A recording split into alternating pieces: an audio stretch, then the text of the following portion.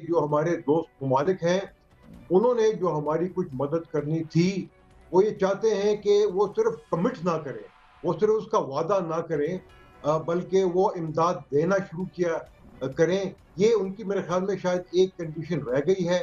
बाकी जो उनकी कंडीशनैलिटीज़ थीं, वो शायद पार्लियामेंट ने पहले ही अप्रूव कर ली। जय हिंद दोस्तों, मैं महेंद्र शर्मा स्वागत करता हूं वन वर्ल्ड हिंदी में आपका। उम्मीद करता हूं आप खुश और स्वस्थ है। दोस्तों आइए दिखाते हैं पाक मीडिया की एक और लेटेस्ट डिबेट जिसमें कैसे डिस्कशन किया जा रहा है और ये पाकिस्तानी जनरल कैसे बौखलाए हुए है कि पाकिस्तान का अब क्या होगा, क्योंकि कहीं ना कहीं आईएमएफ ने पाकिस्तान को लगभग ठेंगा दिखा दिया और आईएमएफ ने भीख के बदले कहीं ना कहीं ये कंडीशन रख दी होगी कि पाकिस्तान को अपने न्यूक्लियर एसेट्स कहीं ना कहीं गिरवी रखने पड़ेंगे। तो इसलिए कहीं ना कहीं पाकिस्तान की आज सिचुएशन और पाकिस्तान में हड़कंप मचा हुआ है कि हमारे न्यूक्लियर एसेट्स का होगा क्या, क्योंकि कहीं ना कहीं पाकिस्तान का जो इकोनॉमिक सिचुएशन है उसको सुधारने के कोई हालात पाकिस्तान की हुकूमतों के पास है नहीं, और इसके बदले कहीं से भी पैसे इनके पास आ जाए वो उनको समेट के फिर से ये अपनी जेबें भर लेंगे। जबकि पाकिस्तान की अस्मिता पे जो आज सवाल उठा हुआ है उसका कोई इलाज पाकिस्तान की हुकूमत, पाकिस्तान के इदारे, पाकिस्तान के बुद्धिजीवी और पाकिस्तान के ब्यूरोक्रेट्स के पास नहीं बचा है। तो दोस्तों देखिए डिबेट और कमेंट में अपनी प्रतिक्रिया जरूर दें। लास्ट में आपसे रिक्वेस्ट करूंगा,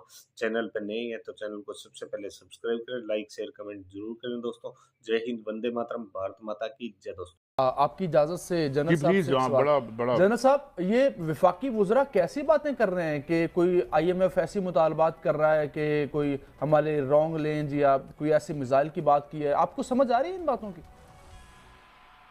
जी, बिस्मिल्लाहिर्रहमानिर्रहीम। बिल्कुल समझ आ रही है।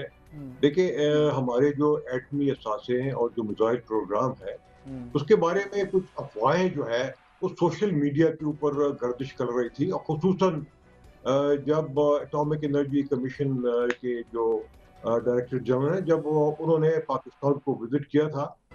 न्यूक्लियर एनर्जी के पुरअमन इस्तेमाल के लिए उन्होंने विज़िट किया था, हम्म, जिसमें सेहत के शोबे में, ज़राअत के शोबे में, बिजली के पैदावार के शोबे में, हम्म, इंडस्ट्री के बारे में जो है, जो उनके साथ आईएए के साथ कॉपरेशन की उन्होंने बात की थी, तो वहाँ से ये चीज़ें शुरू हुई।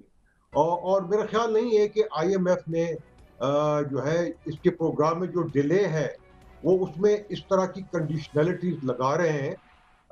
और अगर कहीं उनका ख़्याल भी होगा तो मेरे ख़्याल में अब जब फाइनेंस मिनिस्टर और प्राइम मिनिस्टर ने इसके बारे में बड़े वाज़ेह और क्लियर बयानात दिए थे, तो हम्म, मेरे ख़्याल में आईएमएफ को और बाकी आईएमएफ के जितने भी मेजर शेयर होल्डर्स हैं, उनको पता चल गया होगा कि जो हमारा एटमी और मिसाइल प्रोग्राम है, ये एक हमारा एक इसमें एक पॉलिटिकल कंसेंसस वाला एक प्रोग्राम है। ये पूरी हम्म, कौम को इसकी सपोर्ट हासिल है और पूरी कौम को इसके ऊपर फ़ख्र है और उसके ऊपर ना कोई सियासी पार्टी और ना कोई हुकूमत जो है किसी किस्म की कॉम्प्रोमाइज़ नहीं कर सकती। इसलिए कि ये जो है हमारी दिफा के लिए और ये भी कि हमने ये प्रोग्राम जो है ये 71 में जब इंडिया ने हम्म, बुखारान में धमाके किए और पाकिस्तान को धमकियां देनी शुरू की, तो मजबूरन उसके जवाब में हमें करना पड़ा और बड़ी मुश्किल से इस बिल्कुल, बड़ी प्रोग्राम मुश्किल को से हमने बड़ी अपने कामयाबी है मिनिमम की पाकिस्तान तरफ। की सर। पाकिस्तान का दिफा नाकाबिले तस्खीर है, लेकिन ये ऐसी कौन सी शराइत हैं जो बताई नहीं जा सकती? क्या आपकी नज़र में आ सकती? क्या आपकी नज़र में ये मुआहिदा कोई पार्लियामेंट में आना चाहिए? इस पर तमाम कोई कंसेंसस होना चाहिए तमाम पार्टीज का? देखिए इनकी जो कंडीशनैलिटी थी वो भी गवर्नमेंट ने बयान कर दी है कि जो हमारे दोस्त ममालिक हैं, उन्होंने जो हमारी कुछ मदद करनी थी, वो ये चाहते हैं कि वो सिर्फ़ कमिट ना करें, वो सिर्फ़ उसका वादा ना करें बल्कि वो इमदाद देना शुरू किया करें। ये उनकी मेरे ख़्याल में शायद एक कंडीशन रह गई है। बाकी जो उनकी कंडीशनैलिटीज़ थीं, वो शायद पार्लियामेंट ने पहले ही अप्रूव कर ली हैं और जैसे ही ये लोन का ये ट्रांच है ये जब मिलता है तो मेरे ख़्याल में ये मिनिस्ट्री ऑफ फॉरेन अफेयर्स ने कहा है कि तमाम जो कंडीशंस हैं, जिनको फुलफिल किया गया है, हम्म, वो मिनिस्ट्री ऑफ फाइनेंस के वेबसाइट के ऊपर आ जाएँगे और उससे मेरे ख़्याल में जितने भी सवालात उठ रहे थे, उनके सारे जवाब मिल जाएँगे। सर एक और सवाल उसके बाद सईद काजी साहब की तरफ मैं जाऊंगा। आपने माजी में कोई ऐसी नज़ीर मिलती है जब से पाकिस्तान का दिफा नाकाबिल तस्खीर हुआ है कि ऐसा कोई मुतालबा किया गया हो IMF की जानिब से? देखिए, IMF की जानिब से ऐसे मुतालबे नहीं हुए हैं, हम्म। लेकिन जो IMF के बड़े बड़े शेयर होल्डर्स हैं, और जिसमें यूनाइटेड स्टेट्स शामिल हैं और जिसमें कई और ममालिक शामिल हैं, उन्होंने हमारे प्रोग्राम को रोकने की हर मुमकिन कोशिश की थी। हम्म। और जब इंडिया ने न्यूक्लियर धमाके किए हैं, तो उस वक़्त आपको मालूम है कि बहुत प्रेशर डाला गया पाकिस्तान के ऊपर और हर किस्म के सैंक्शन लगाए गए हम्म। हैं। लेकिन उन सैंक्शन की हमने कोई परवाह नहीं की और फिर भी हमने अपने दिफा के लिए जो कुछ करना था, हम्म। हमने कर लिया। और मेरे ख्याल में सारे कौम को, जिस तरह मैंने पहले कहा, हमें इसके ऊपर फ़ख्र है। ठीक, काजी साहब वफाकी वज़रा कैसी बातें कर रहे हैं? नहीं, वो तो ठीक है, जैसे आप इंटरप्रेट आप करें उनको, और जनरल साहब ने बड़ी सराहत के साथ ये कह भी दिया। और मेरे ख्याल में ऐसा कोई काम यहाँ मुमकिन नहीं होगा, वो उसकी कास्ट कोई नहीं दे सकती कोई पॉलिटिकल पार्टी। मगर मेरा एक सवाल और है।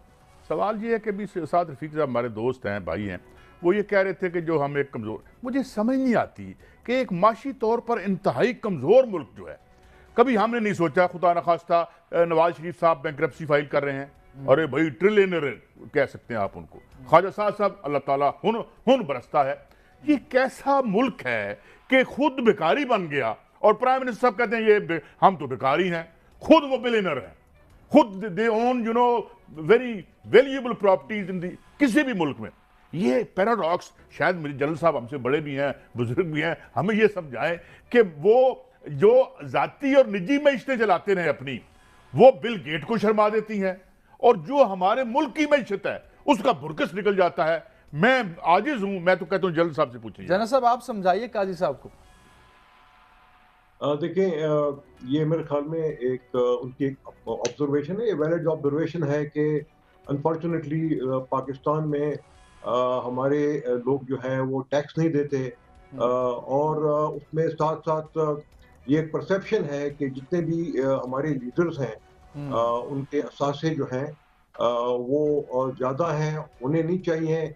लेकिन इसमें मैं पढ़ना नहीं चाहता हूँ। मैं एक और बात कहूँगा कि देखें, 18th अमेंडमेंट के बाद जो NFC 7th NFC अवार्ड का फैसला किया गया था, उसमें जो मरकज के पास असासे पहले होते थे 64%, ठीक है, और बाकी होते थे प्रोविंसेस के बाद, उसको रिवर्स किया गया, जिसकी वजह से अब ये हमें एक सूरत हाल आ रही है।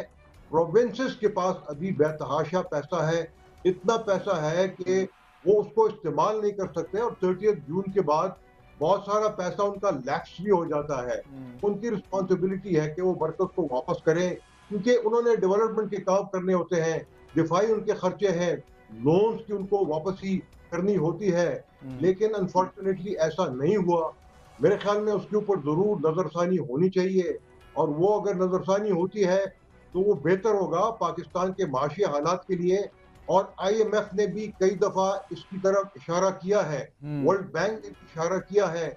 इस पे मेरे ख्याल में जरूर इस पे पॉलिटिकल कंसेंसस अगर होता है तो मेरे ख्याल में ये बेहतर होगा। खुदा करे कि पॉलिटिकल कंसेंसस हो। जनरल साहब, ईरान और सऊदी अरब आग और पानी एक हो रहे हैं, पाकिस्तान किस तरह फायदा उठा सकता है इनसे? देखिए, इन दोनों ममालिक के साथ पाकिस्तान के बड़े पुराने, करीबी और गहरे ताल्लुकात रहे हैं। लेकिन जब उनके आपस के जो इख्तिलाफात बढ़े, तो उससे मेरे ख्याल में पाकिस्तान को अपनी जो फॉरेन पॉलिसी को बैलेंस करना था, वो बहुत मुश्किल हो रहा था। उसमें दोनों देखिए OIC के फाउंडिंग मेंबर्स हैं, और उसमें ये भी था कि वहाँ पे भी उनके कुछ ना कुछ इख्तिलाफात सामने आते थे, और उनकी वजह से मेरे ख्याल में जो यमन का मामला था, वहाँ पे जो है ना, जंग जो है उसने काफ़ी नुकसान पहुँचाया, ना सिर्फ यमन को बल्कि दोनों ममालिक को भी।